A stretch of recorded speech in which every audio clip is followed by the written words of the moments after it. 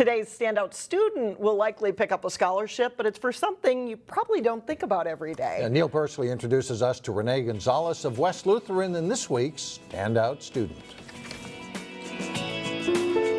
They always strive and do the best they can to better me. Renee Gonzalez speaks with much love about her grandparents. They work really hard for me. Because 3 years ago they agreed to let Renee come from Canada to live with them. It meant someone cared, like someone wanted me, and I felt loved, you know? Renee's mom and dad had split up and things weren't so good back home in Canada. We'll come and get you, and it just was really warming and comforting. She came to us as an international student from Canada, kind of scared and afraid in a new country and new experiences, but I think over the last 3 years she's just blossomed as a student. I can talk to my teachers and I feel comfortable doing that. Renee says the schools in the U.S. are a lot more challenging than in Canada. I think her work ethic is definitely reflected in her grades. Renee found her passion quite unexpectedly. One day I was practicing basketball at the park by my school,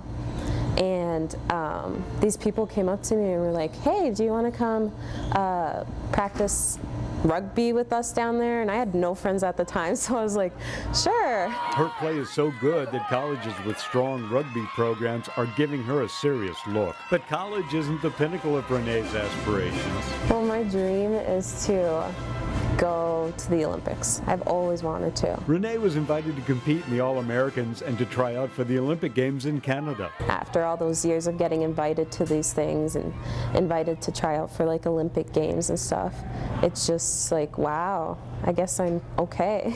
In Plymouth, Neil Persley, 12 News.